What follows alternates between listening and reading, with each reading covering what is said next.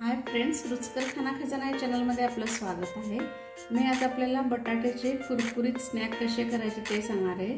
त्यासाठी हे मोठ्या साईजचे मी 2 बटाटे घेतलेले आहेत। ते आपण आता साल काढून घेऊया पिलरनी आणि नंतर मग पुढची प्रोसेस सांगते। पहा, मी अशा आता बटाटे हे पूर्ण पील करून घेतलेले आहेत। इथे मी मोठ्या भांड्यामध्ये पाणी घेतलेलं आहे आणि आता किसणीच्या सहाय्याने मी हा बटाटा याच्यामध्ये किसणार आहे। थोडंसं लांब लांब किस पडेल असं आपण किसून घ्यायचं आहे। हे पहा, अशा पद्धतीने आपण आता हे दोन्ही बटाटे किसून घ्यायचे आहेत। आता अशा पद्धतीने हे दोन्ही बटाटे किसून झालेले आहेत, पण आपल्याला आता हा बटाटा पूर्ण असा चोळून असा घ्यायचा आहे, कारण याच्यामधलं जे स्टार्चचं प्रमाण आहे ते आपल्याला पूर्ण घालवायचं आहे। या अशा पद्धतीने चोळून आपल्याला 2-3 वेळा पाणी बदलून हे हा किस असा आपल्याला मोकळा करून घ्यायचा आहे। चला तर आता हा किस मी धुवून घेते पूर्ण आणि 2-3 वेळा पाण्याने। आता हे पहा, मी आता 3-4 वेळा स्वच्छ पाणी बदलून हे असा किस धुवून घेतलेला आहे। पहा, आता हा ट्रान्सपरंट दिसत आहे पाणी, याचा अर्थ याच्यामधला स्टार्च आता कमी झालेला आहे। आता आपल्याला हा बटाट्याचा किस याच्यामधला पूर्ण हलक्या हाताने पण दाबून घ्यायचा, याच्यामध्ये पाण्याचा अंश राहिला नाही पाहिजे असं हे आता दाबून आपल्याला याच्यातलं पाणी सगळं पिळून काढायचं आहे।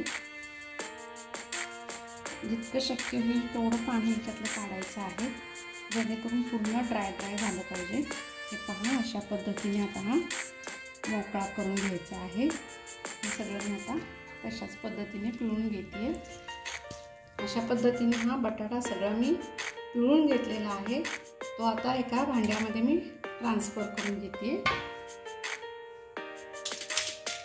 हा पूर्ण मोकळा झालेला आहे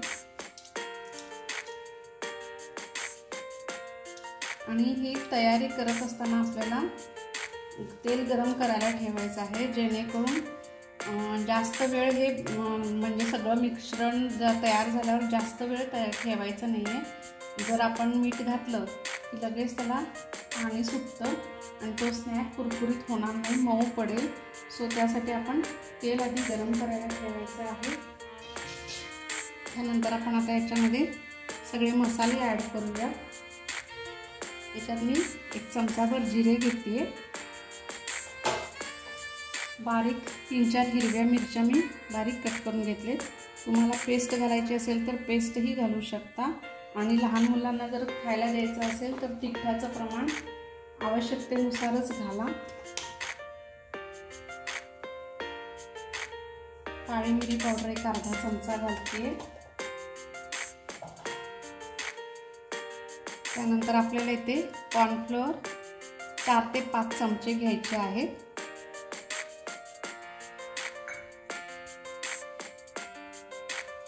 कोथिंबीर घालायची आहे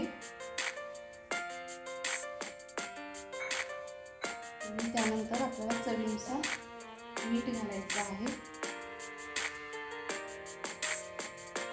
तुम्ही याच्यात आल्याचा किस सुद्धा घालू शकता, पण मी स्किप केलेला आहे। आणि हे सगळं पटकन आपल्याला हे कालवून घ्यायचं आहे, जेणेकरून मिठामुळे या किसला पाणी सुटले नाही पाहिजे। हे पहा, असं हे आता हे मिक्स करून झालेलं आहे आणि आपण असे एक चाळणी किंवा आपलं जो झारा असतो ना, रोज यूज करतो स्वयंपाकामध्ये, तो झारा घ्यायचा आहे आणि त्याच्यामध्ये पातळ असं थोडंसं आपल्याला हे स्प्रेड करून घ्यायचं आहे। व्यवस्थित थोडासा गोल आकार देऊन याच्याला, आणि हे आता आपण तेलामध्ये डीप फ्राय करून घ्यायचं आहे। तेल तापलेलं आहे। हे पहा, अशा पद्धतीने हे व्यवस्थित गोल्डन कलर येईपर्यंत आपल्याला हे तळून घ्यायचं आहे। आपण याला आता असं मोकळं करून घेऊया चमच्याच्या सहाय्याने आणि आपण आता तेलामध्ये सोडूया। जर डायरेक्ट आपण तेलामध्ये सोडलं असतं तर ते पूर्ण स्प्रेड झालं असतं, पूर्ण मोकळं झालं असतं, आणि हा जो स्नॅक आपल्याला दिसतोय आता तो दिसला नसता। तर अशा पद्धतीने मी आता सर्व तळून घेते व्यवस्थित गोल्डन रंगाचे होईपर्यंत। कुरकुरीत छान तळून घ्यायचं आहे अगदी व्यवस्थित, मध्यम आचेवर ते पण, नाहीतर काय होईल वरून असं लालसर होईल आणि आत बटाट्याचा किस तो मऊ राहील।